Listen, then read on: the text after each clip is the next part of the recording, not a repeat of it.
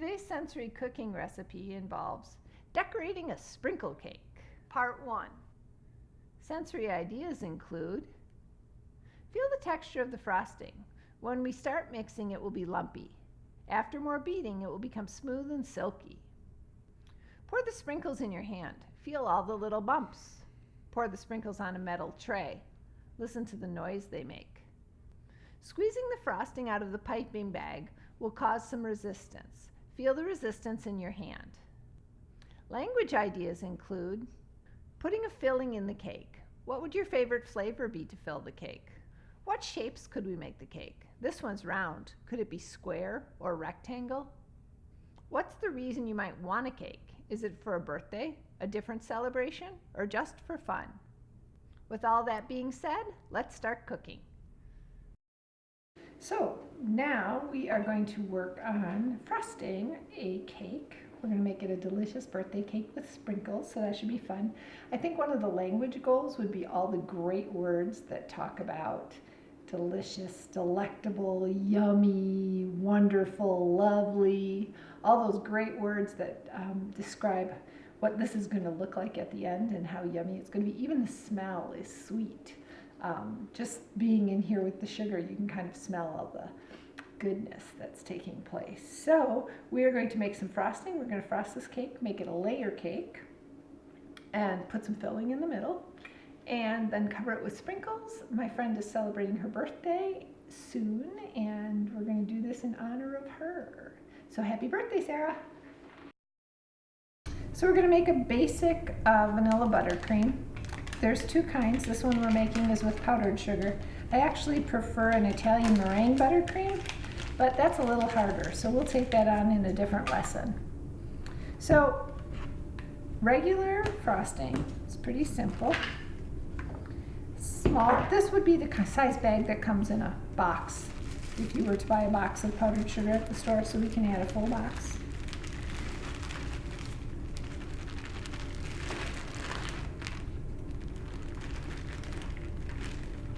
One stick of butter. Powdered sugar always makes a mess. It never, I don't know. If there's a trick, I don't know it. But it is delicious. Because this is frosting, I make it sort of I'll print out a recipe for you so you guys have access, but generally you can just sort of guesstimate. So it's maybe 2 tablespoons of milk, stick of butter, bag of powdered sugar, and a teaspoon of vanilla. So again, not going to measure on this one. And I think that part of sensory cooking is learning to use your eyes to judge and to feel things. So you don't constantly have to, when you're working with something like this, you don't have to measure. Baking is chemistry. If you're making a cake, you do have to measure. But when you're working on something like this, it's okay to eyeball a little and learn more about food that way. So I'm going to turn the mixer on, so I'm going to stop talking.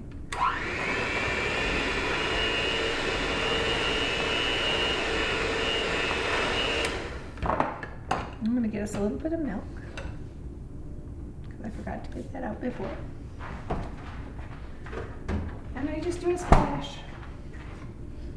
So, you know, you get to where you can kind of eyeball a couple tablespoons, right? That's probably 2 tablespoons.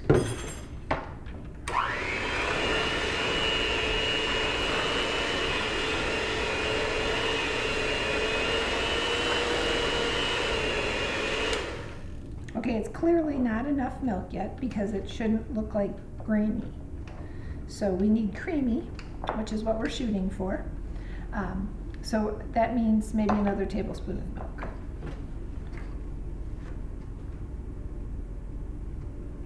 Add it a little bit at a time. You can always add, can't take out.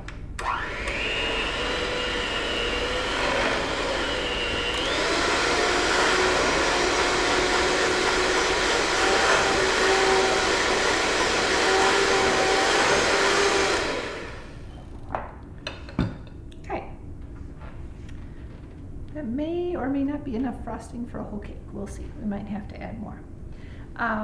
So what we're going to do now is make a filling.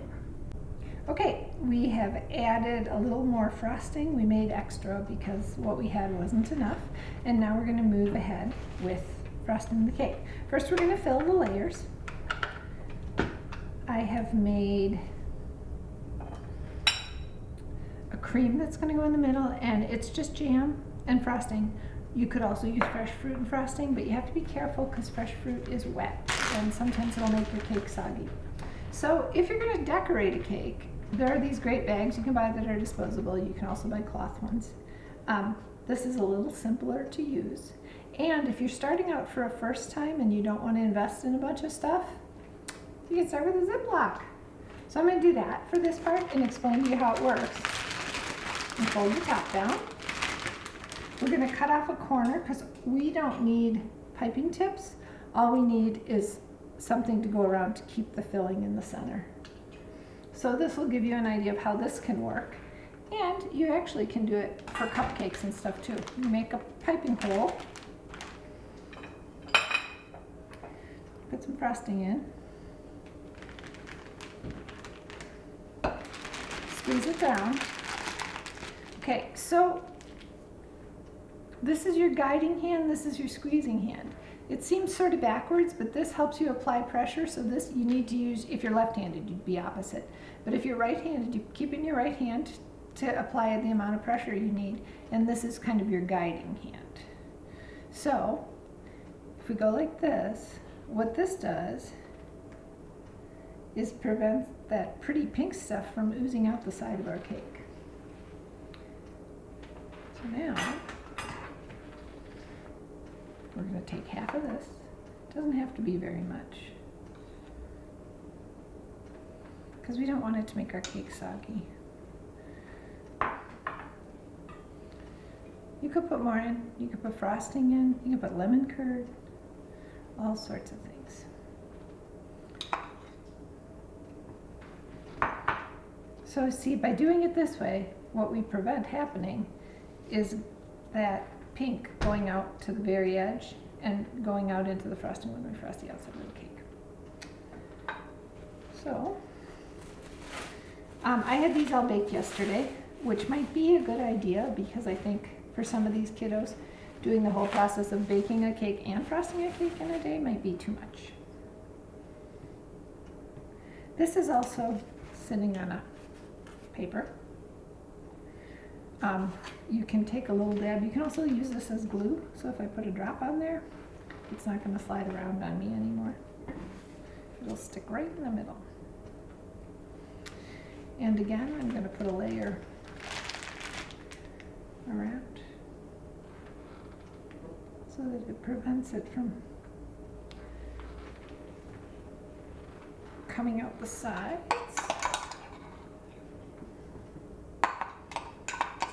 You can use, again, lots of different fillings. Chocolate frosting would be great. Even not a flavored frosting, you could just color it, since we have like a rainbow confetti cake. If you come out a little short, I hate to waste things, so if you come out a little short, we can certainly just add a little bit of frosting, since it's already frosting mixed. So this will just kind of make it look swirly and kind of fun once you cut into it. Okay, so getting that all out to the edges.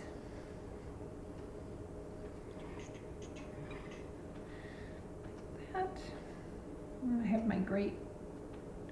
I'm not going to put this colored knife on my plate. I'm going to put it in the sink because when I go to put my frosting spatula there, I don't want to have trouble with it turning pink. Last layer. You can certainly do more than 3. They make sort of monstrous cakes these days. I'm going to stick with kind of a not such a tall cake, but it'll be plenty tall and pretty. So it's pretty flat. The frosting can even that out.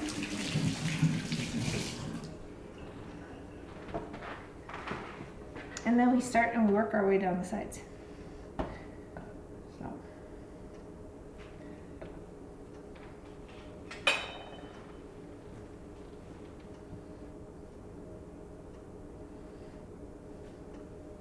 Still sliding around a little bit on me. it's okay. If this is the case, you might think your frosting is a little bit thick and you could thin it out a little bit. Because this is a little on the thick side, so it's making the cake slide around a little bit. But in our case, it'll work fine. So we're working from the middle out.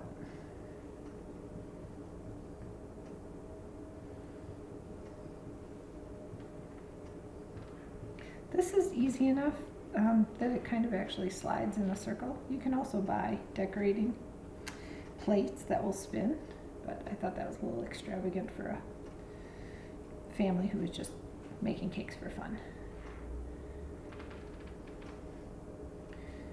So now we've got it pretty flat on the top,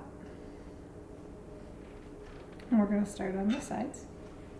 You know what? I think this is just a smidge thick, so I'm going to add a drop of milk before I do the sides so that it will spread a little bit easier.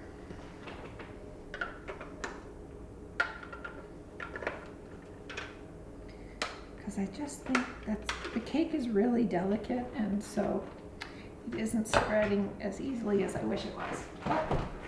But we can fix that.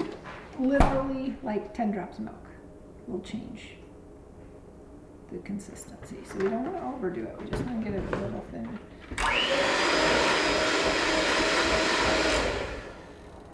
Okay, that's a little bit softer. So let's see if that works better. Yep, I think it will. So then we're gonna, here, let me get it out so you can see it. And do the sides.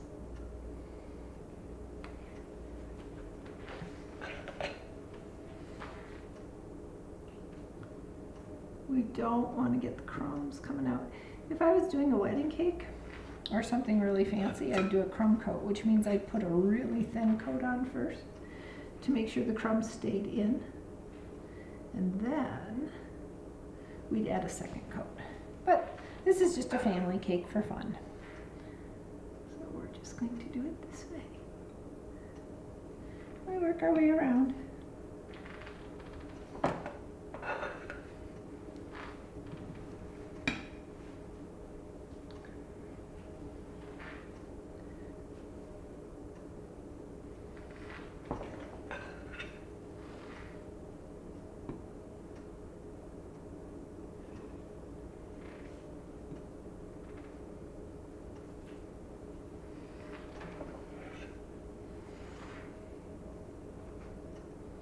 When it starts to peel off, you got to push it right back down, otherwise those crumbs start coming out on you, and you don't want that. And if you do get a crumb in here, just take it off to the side. I'm not going to worry too much about the sides because we're going to layer them with sprinkles. So since we're going to have sprinkles on the side, nobody's going to really see it.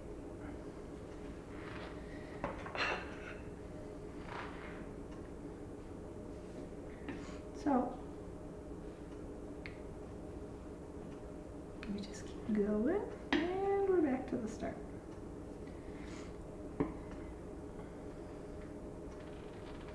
As long as it doesn't have crumbs, you can tuck it back into the bowl. I'm going to move this over a little because it's slid to one side, and we want it in the middle.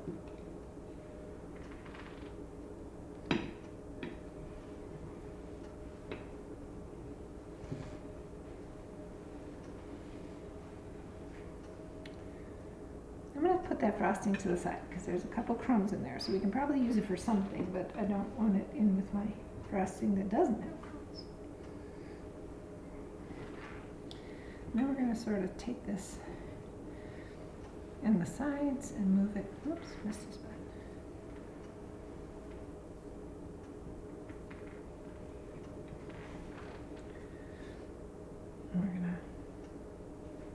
And the edges don't have to be perfect because we're going to put a border on them, so you won't see that. Now, one of the tricks you can also use